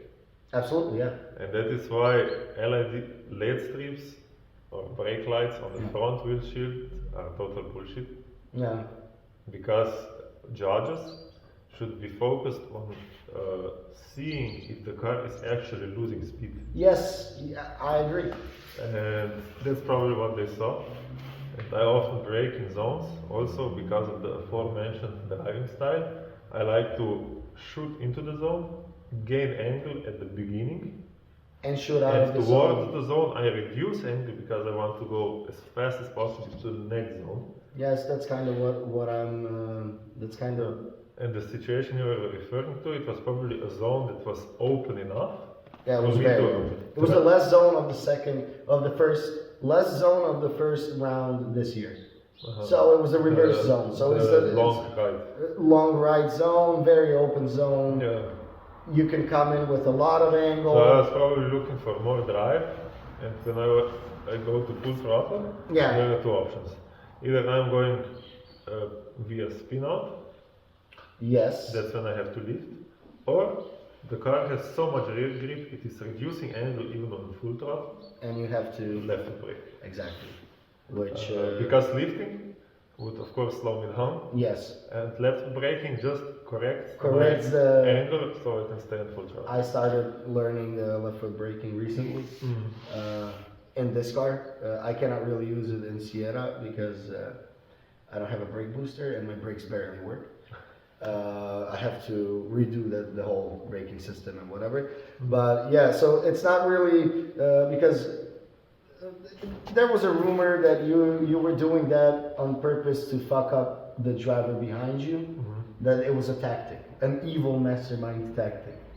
So that's why I'm asking, like, Those who think that way should try driving these cars yeah, and especially observe the difference between full power zones Yeah. without left foot brake and with left foot brake. yeah, There was another thing I heard on the third round, that there is a theory that I'm braking with the transmission without the lights illuminating because I'm not on the brake. How are you braking with it? Can you explain this to me, please? No, because the guy who came up with the theory should first learn how automatic transmissions work, and then he should learn how to brake the engine with the transmission, and how that affects braking the whole car. Who was the guy? Do you want to? That's confidential. Okay. Because people who tell me these theories always say they heard this theory somewhere else, Yeah. and when I ask them where, they are silent or they give a diplomatic answer. Okay. And it was the same in 2019 when I suddenly had a technical inspection. Was it because of the switch? Because of they thought I had a switch that can disconnect the brake lights. Okay, I heard. I even made a joke in one of my videos, something about the switch for the brake lights, and then I said, "No, I'm kidding. I'm not Erik." Because I heard the story. I know you didn't have the switch, but at the same time, How do you know? okay, a lot of drivers don't have a developed driving style, including me. I know what I want to drive like, but I know I'm not there yet. So maybe someone chasing me is thinking, "Oh my God, he's doing this on purpose," or he's an asshole or something. So I think same goes. Like if you were to chase Muni, you would be like, well, what is it? You know, like what is happening? But for people that have developed the driving styles like you do, or Znaur, or Berdek, Berka, I just think that somebody else would not have a problem chasing you. Somebody else, because of their different driving style, would have a problem chasing you. You know what I mean? The goal of the lead driver is to be as fast Yeah. as possible and to basically give so much room to the chaser so it doesn't matter. Yes.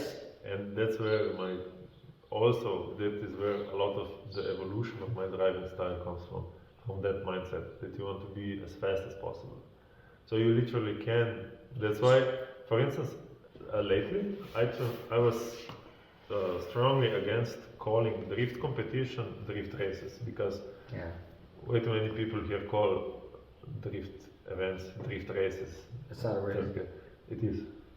I mean, Recently I transitioned to thinking that they really are races, because although we don't race against time, we try to be fast. yeah, as fast as possible. And to be competitive, you have to be fast, so you can literally time people during practice and see where their pace is. And not only that, you can also recognize how well the track develops character. Because when every time we arrive in meteors, for instance, we get zero grip, not zero, but really low grip. Really low grip. And the track matures to the point where it is almost hard to spin to 65s towards the end of Sunday. Yeah. And with timing people, even from practice and even during battles that you don't run, you can judge their pace and find out how fast the track is. Because for some people you see and know when they have reached the limit of their setup. Yeah. And if their pace improves with what is seemingly the same setup, you know that the track has gained more grip. And in that aspect, we can call drift competitions drift races. Yeah, because, okay, in a way, my mind is doing this right now. But I know. You don't want drifting to be racist. Yeah. No, I don't want drifting for drifting to be racist. Although I do kind of prefer timing the runs, because then you know exactly what the fuck happened. And like this, the judge is just gonna go like, yeah, no, that's a zero. What? Yeah, like okay, sure, it's a zero. Whatever you say, boss. But yeah. So, and your favorite event? This year? So yeah, so far. Any event this year? So any event that you took your car and did skids. From a driver's standpoint, it was probably Podnano's hill climb, because it was faster than expected and I could link a lot of more corners than expected. Okay. Was it like long corners? Yeah. Average speed is probably and when you around link 100. the long corners, that's really kind of the point. Yeah, and it was what I would like more drift tracks around here to be. It was easy to be too gripped up to a point where you couldn't link the course. And I would like more competition tracks to be like that, because for instance, either in Croatian Drift Challenge, Serbian Drift Challenge, although I don't know about Čačak. Serbian Drift Championship. Italian Championships and Ljubečna, all layouts are such Oh, you did Italy. You won in Italy. Yeah. All layouts are such that you can throw all the mechanical grip at the car and still be able to drift it. Now there is another level to this game when you have tracks where you cannot be at 100% grip. This will be, for instance, the upcoming Drift Kings in Greece, where the track is so long that you just cannot have all the grip in the car. And this adds another layer to setup and tactics. Yeah. And it's really interesting. It's also a situation where you can benefit a lot with a car that is not fully competitive like my car. Because realistically, my car wouldn't be as competitive without me driving it. Yeah. Way to suck your own dick. That's no, it's true. I know. No, it's true. It's true, and you've been driving the same chassis for. Yeah, I know. I mean, if you would make a brochure of every car driving, if you would read mine, it wouldn't be at the top. It wouldn't be in the top 5 at all. Yeah. So from that standpoint. I mean, you're the driver of this car. This is your car. You know, like. Yeah. I know.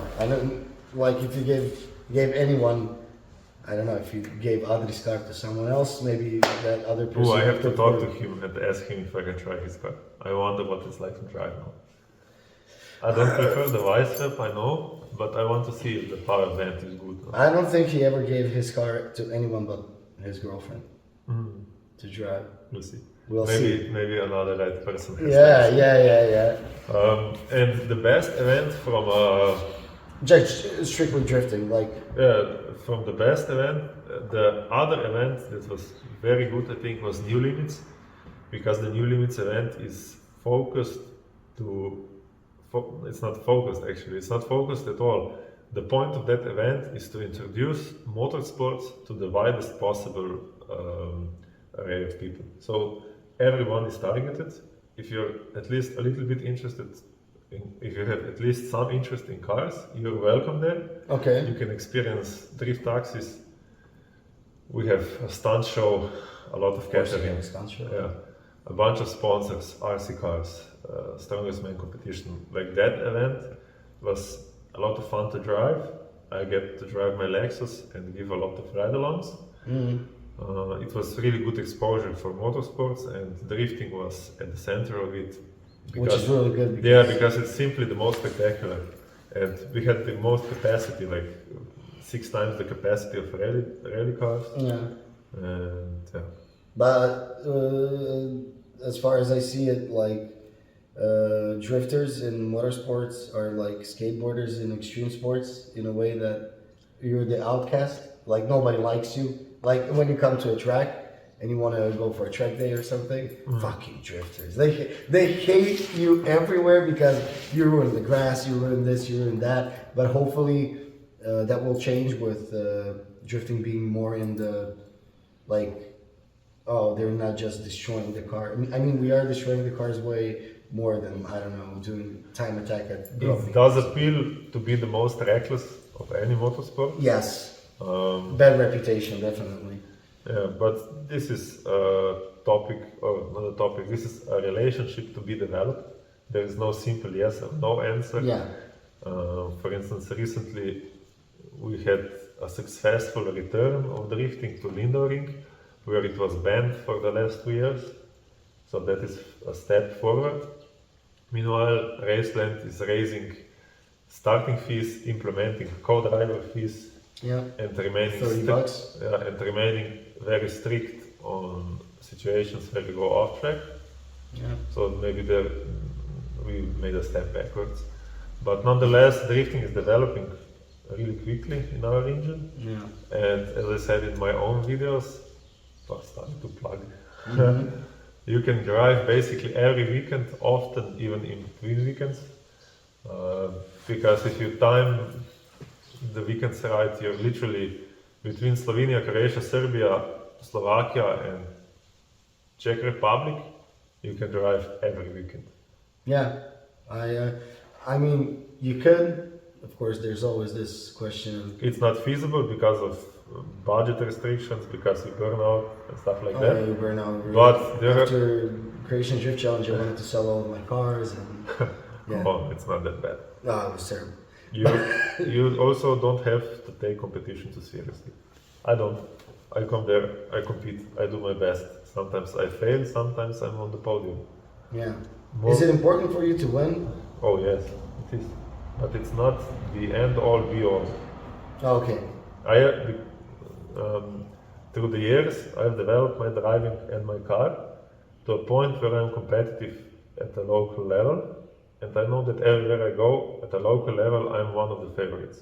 Yeah, yeah. And I want to live up to that, and it's that edge that it's back to the topic we were on before. Yeah. Where only competition can give that thrill and excitement. And Yes, because you're gonna hardest. push the hardest. Because I mean that was my main problem. I didn't really want to drive. I didn't really want to compete at round 3, and I definitely was not aiming for the podium because I didn't drive like the first race, or at Grobnik I had the clutch issues, and I really didn't have a reason to compete and to try hard. And that was probably the downfall of the whole thing, like why I didn't. Yeah, then you were perform disappointed well. by the event. Oh, I was fucking Man, I hated the event. The event sucked, but I still view competitions as another opportunity to drive on a track that I would normally drive. Yes. And with people that we maybe would drive together, but wouldn't be able to drive as hard. yeah. So What about SDC, the Serbian Drift Championship? it was really good. Yeah. The track was improvised, but for the I saw all the zones and everything was like it's a quite professional. It's a much different approach. I think judging was better than, so let's say, if that's what you want to hear. yes.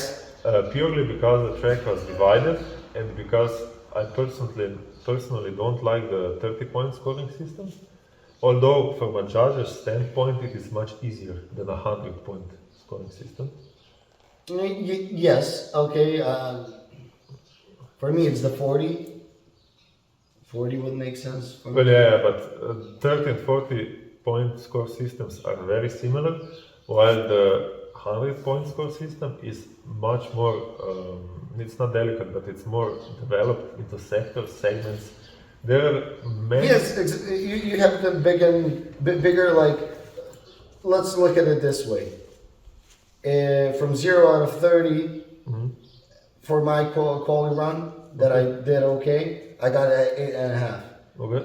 So from 0 to 100, You'll probably get 50. and I would probably qualify. There is a different...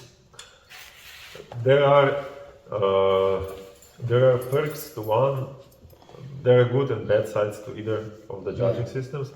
I don't really care about that, but I do want to learn what to adjust and what I can do to make the best impression for the given scoring system. But yes, but do you really want to compromise your style of driving because somebody else is telling you you should drive like, you know what I mean? Like, drifting is not, it's... the magic is not compromising. It's adjusting without compromise. Yeah, that's really kind of really hard. Because there is no judging, there is no judging system that will score less if you are more aggressive. And my driving style always leans towards aggressiveness. Yeah, it is. But some scoring systems will penalize precision more than others. Yeah. And for instance, the 100-point scoring system selects the points of mistake and penalizes them less compared to a 30 or 40-point scoring system, whereas every mistake is a bigger deduction, Yeah. globally speaking, than the 100-point system. So 100-point system might yield a higher score with mistakes that would be the same with a 30-point scoring system. Yeah. But the global score would be lower with the 30-point scoring system because it would penalize the mistakes more. Yeah, way more because you have 0 to 30, not to... So Yeah, but also because you cannot get like 12.765. You know what I mean? Like it's and it's not as, the judging is not as tight in a way. Yeah, with the I mean it's 100-point tighter, score, but it's not as tight. I don't know how to explain. with the 100-point scoring system, the judging is a bit more relaxed. for Yeah, sure. which would be cool. I don't know. Uh, I don't know. It separates the best from the good in Croatian Drift Challenge. come on, it doesn't It does- really. I mean, the problem is. Depends if judges like you or not. How to say this? No, it's not the judge's preference. It depends on how it is applied. If it is commonly applied across the board, both scoring systems can work really well. Oh yeah, no. But if there are discrepancies, it's the 30-point scoring system is quicker. It's gonna punish you way more. Yeah, it's gonna punish you way more, and the discrepancies are more visible. In the 30-point judging system. Yeah, because every mistake will be punished more, and the deductions are bigger because of that. But other than that, I mean, the judging was cool, etc. The event prep was really good. They put a lot of effort into making the event happen, Yeah. and the hospitality was just unmatched. Yeah, the hospitality is there, definitely. That's true. I'm not taking away. I'm not taking away from the event. I just, like I really wanted to go to SDC this year. To see. I broke the car at the Crazy Drift Challenge. We have a piston ring problem right now. But Turbo things. yeah, turbo things definitely. But it's I want to go experience SDC to see if it's really what I think it is. Like to really experience if it's way better than. I mean, you don't CDC. You don't even have much choice. What else are you going to drive? For instance, I'm thinking about Slovakia or maybe Hungary next year, Bulgaria. Okay, let's do this. Championships to drive around here. Let's say we are based Slovenia or Zagreb. That's it. For instance, Ljubljana or Zagreb. Yeah, What's in the range of about 500 kilometers? nothing. You have in Slovenia you have DRIFTCAST Now that will hopefully stay for the next year. and the year after because I really like it. Well, I can say with pretty great certainty that it will stay for next year. Okay. And Hrušica Drift Climb will also come back. So we have 4 events in Slovenia that are competitive events and you can drive in the radius. Wait, 4. 4. Rušica? Reisgazmik? Oh, Reisgazmik with 3 rounds? Yeah. Okay, that's 4. Yeah, possibly 5 because there might be another DRIFTCAST round. Okay. So then we have Croatian Drift Challenge. Yeah. Entry is well priced. It's okay, It's yeah. competitive. Tracks are great. Except Grovnik was savage my this God. year with tire wear, but, Yeah. but overall the tracks are still great. Yeah. Then you had this one stage of Italian Drift Championship, which I won't drive anymore because it's too expensive for the seat time you get, and the organization is not that good at Where all. was it in Italy? Which city? No, Gorica, on the border. On the border. Okay. I mean, but it's still It's in the radius, but the entry fee was too much for what we got. okay. And How much? 320 euros. Holy fuck. And That's a lot of and money. 6 euros for tire mounting. And organization, they changed the track. Yeah, they changed the track on Saturday. They changed it during Like the during competition. during during practice. practice. Yeah, I saw in the video. And management of the track was not that good, so we got a lot less seat time that we could have had with the Yeah. number of cars that are present. And what else is there? You have SDC? Hungary. Wait, we'll get there. Where we go like this, and then we'll go down to Serbia. Okay. We have the Hungarian Championship, which is also more or less towards Budapest, so that's on the limit of our 500 kilometer radius from Zagreb or Ljubljana. Yeah. It's more expensive, we don't speak the language, it's not our culture, and Pro class is higher level cars than this. Pro 2 class is like all over the place and doesn't get nearly as much exposure. Okay. But that doesn't mean I won't try to go and drive there. SDC, so that's a Serbia Drift Championship, is also on the limit of this 500 kilometer radius. Yeah. But the vibe is really good. Pricing is good, food and is sleep amazing. is cheap. Yeah. So They know how to party. Yeah. So the only problem is it's pretty far away. It's expensive to get there because of fuel, and fuel there is really expensive. Yeah, I know. But still, it's like the third choice after DRIFTCAST and Croatian Drift Challenge. Okay. It's like easily the third choice because it's the next thing that is not overly expensive, and the hospitality there, a lot of seat time. It's just worth it because of Yeah. that. For me, it's probably Reisgazmik so far. My favorite event. Yeah, DRIFTCAST is catered towards everyone, beginner to medium drifters, and then maybe advanced to high-level drifters soon. But we have to develop some things further. I think the live stream was a really nice addition. Oh, that was amazing. By the way- probably my favorite thing about like you can see your run. Yeah. By the way, there is a rumor that Greinbach will have dry track days next year again, Okay. and that means that we will probably get a competition or two there. But pricing will be around 250 or 350 euros per race. Fuck it. So it will be expensive again, but at least it is relatively close. And there's going to be some C10. We'll see. That's pretty hard to do there because the track is long. Yeah, we'll see. But Greibach will be a target for sure. Yeah. Then there is Night Strike, of course. I think 250 euros of starting fee is too much for a go-kart track. Sorry. It is as much as it is a joke. It's not a joke because it's true. But the event is well put together, well organized. I mean, it's nice. You have fireworks. You have naked girls, basically. I don't If care you're- about that because Yeah. I hate the track. I just cannot stand the jump on the start line. Really? Yeah. That's my favorite part. It's like doing the fake Yeah. entry. It's either too late or too early for me. So Okay. wherever we put the zones, whether they are in competition or fictive, virtual, not virtual, but if you make, make them up, it's always the wrong timing. And layouts there are just not suited for high level competitions because don't cars think the above layout- 400 horsepower are not meant to go around the roundabout. No, no. I think actually the track is too small for cars that have more than 350 or 400 horsepower. To be honest, that first initiation, I think the track, the layout has a lot of room for improvement. But I really like the jump at the beginning. With this car, I never tried it with the Ford, but with this car, I go third gear, do the feint. It kind of straightens me on its own because it doesn't have the power. I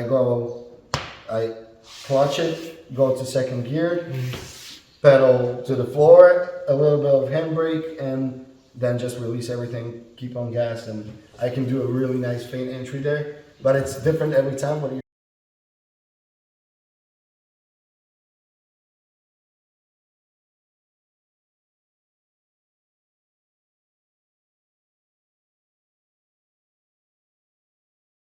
time what you're saying, like it's really hard to like Judge, yeah. to judge where exactly you should, because it happened I went onto the bank like Yeah, all so the way. So For me, mainly high starting fee. I dislike the track. yeah, That is why Night the Strike, track or the layout. the layout. Okay. Well, the layout for competition with higher powered cars. Yeah. The track is really nice. It's a nice facility. Oh, yeah. But for lower powered cars, it's a go-kart track. It is what it is. It's not Grovnik. No, it's not not. Bogatec. No, It's not close to Tobia like Harušica. I don't think you can go. I think the limit is around 90, Probably. Yeah. where you can still. Yeah, the point is that the way the track is and the starting fee does not make it worth it for me to be there Yeah. as a driver, despite the event being well put together, having relatively good exposure. And also I'm more attracted to events that are championships or serious events. Not serious, but Yeah, but serious. serious, yeah, where there's Like- more than one race. Exactly. Yeah, I agree. Yeah. So then we have Slovakia, where we have the Shudny guys.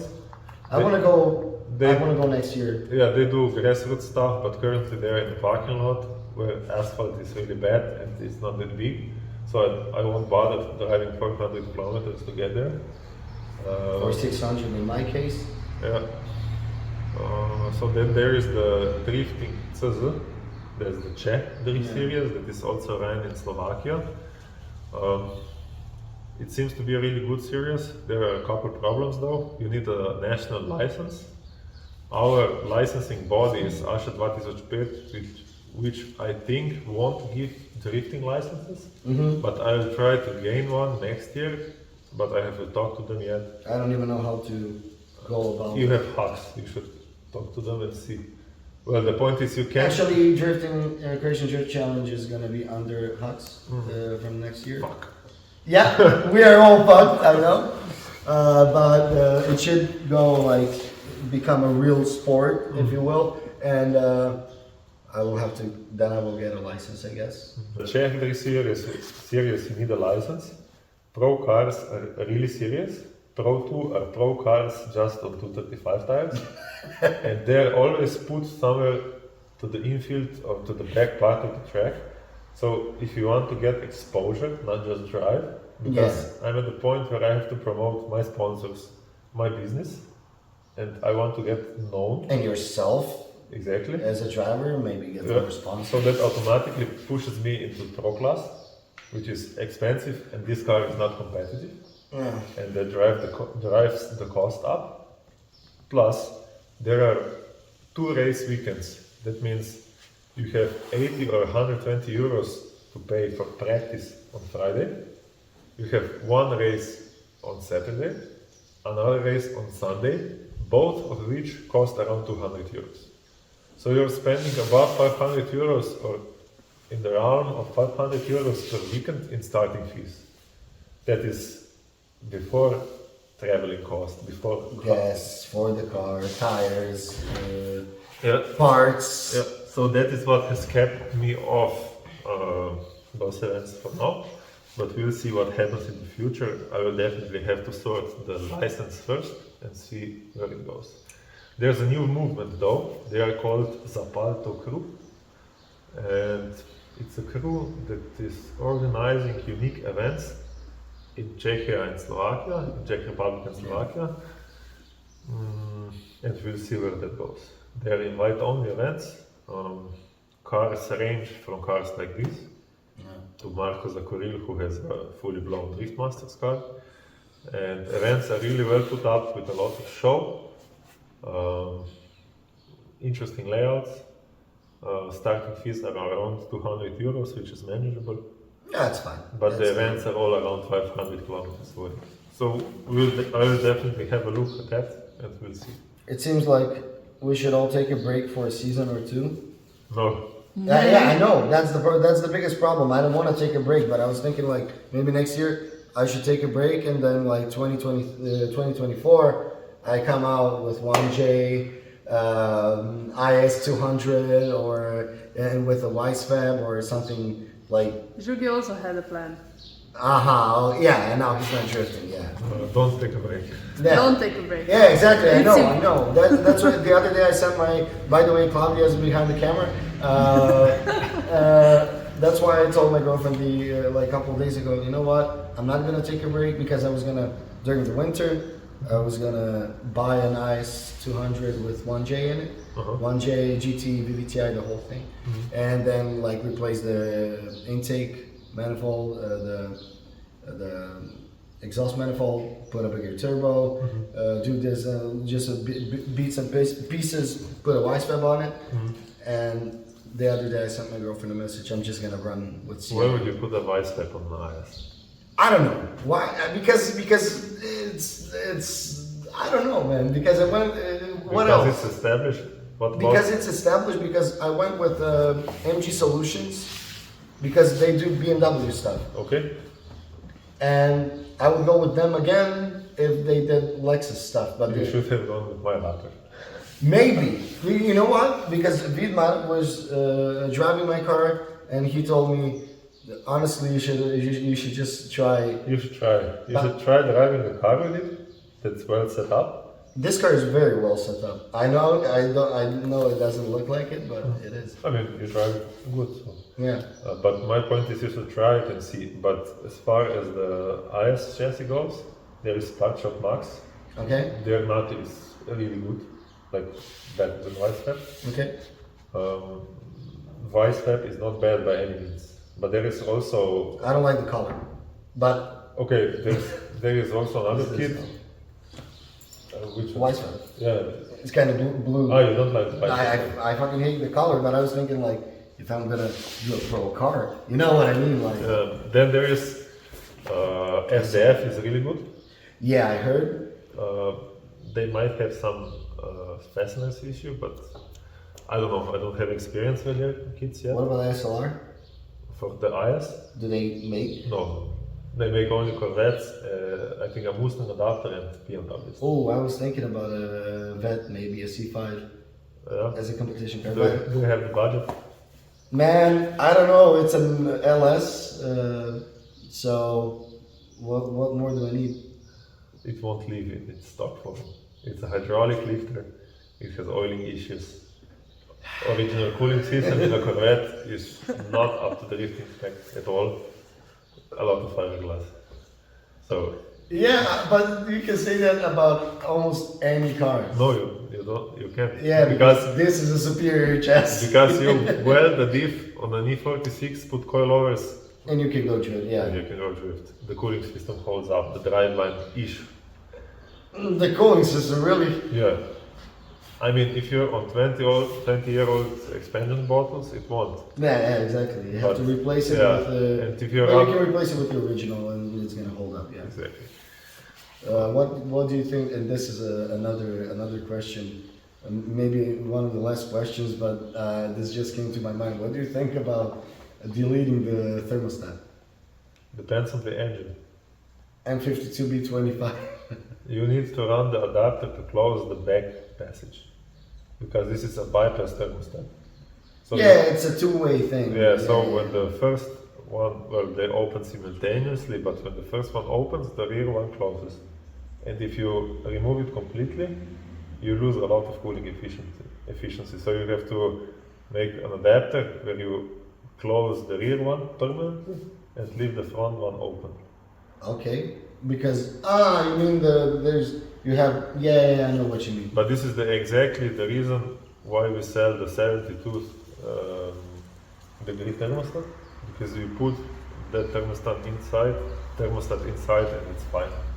Yeah, no, the only reason I delete thermostats is one got stuck closed and I burnt the head and the head gasket. So since then I just don't trust them. I've been selling the 72 degree ones for like 5 years. Never, yeah, I know, never. There hasn't been a problem yet, or none that I would know of. Yeah, but I think like I've never had cooling issues on the, it never leaves the middle without the thermostat. And I'm running a bigger radiator and whatever. That helps. And the electric fan and like but if I'm driving on the highway, I actually drove like 190 on my way here, which is kind of sketchy in this car, but the wind blowing is already enough for it for the gauge to go like Yeah, this. but that's for normal use. For drifting use, No, for drifting is airflow is always problematic. there is no airflow. There is literally no airflow. I think we covered a lot of the things. Yeah, for making a movie. Yeah. This is gonna be over an hour, but that's really cool. You were supposed to go to Ljubljana. Yeah, You're still supposed to go to Ljubljana. we will go to Ljubljana a bit later. Yeah, but a lot of cool questions answered. Some controversial ones. Yeah, I like the fact that drifting is more and more in the eye of the public. yeah. Of course, that brings negative stuff like speculations, a lot of negative comments. But I'd suggest to anyone who is holding a garage towards any driver or towards an event to come out, experience it for themselves and see what's up. Maybe even talk to some of the drivers that he or she doesn't like and see what is their point of view. Yeah. Because I'm sure every driver has their own perspective. Some are more knowledgeable than others. Some have more experience than others. But where you are is not as important as where you're going. So Also, I think there's no absolute truth. So you might think something about someone, but honestly, you just walk up and ask the person, and it's fine. So that's one of the things that I like more about Slovenian scene, let's say. I mean, from what I know, there's a lot of bullshit here as well. But from what I've experienced, as opposed to in Croatia, nobody will tell anyone. I heard so many stories, especially during the summertime. I was on the seaside, so this guy told me this about that guy told me, and I learned all these things. It's fine. It's just walk up to someone, ask them. So, well, I was saying, don't make assumptions about people. Just talk to them, meet them, ask them stuff. Especially, we have a small community of drifters, and there's a lot of speculations and bullshit. So, Just go out and drive, have fun. Also, drive. Yeah. Don't take breaks because breaks cause you to lose height, Oh yeah. and then it's much harder to go back through the demanding process of preparing a car, getting to the track. Most people who took breaks don't drift anymore. Yeah, because they know what they will have to go through again, and they're not ready to do that. Yeah, I think That is also why I keep working complete cars running, like the black one, the black yeah, it 36. still works. It still works. It has almost never let me down. It has 120 track days behind it. Man, And we you still, do get the most seat time out of everyone. I said that, and yeah, the 120 are not all mine though. okay. yeah. But the point is that the car keeps running. I keep maintaining it. I won't park it out ever, and I'm not willing to sell it anytime soon. Because If you're ever gonna be selling it, message me first. But don't sell it. I don't. I think the car. I think it's going. Yeah. That's what I was gonna say. Up It's there. more of a monument. Yeah, it is. It's also a good baseline for how a drift car of the new school should handle.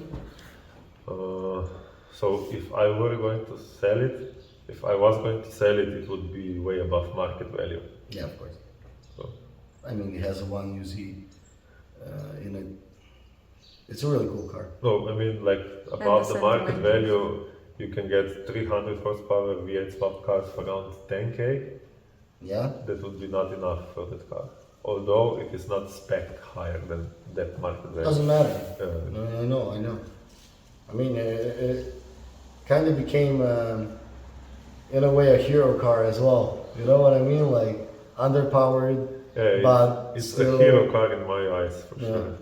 I'm glad that it got the update so it now can drive onto 65 as well. Okay. So I can put used tires and go shred with it. Mm. It's not very competitive, but it does all right. Yeah. Thank you for taking Yeah, of course. Alter, fühlst du nicht zu sein.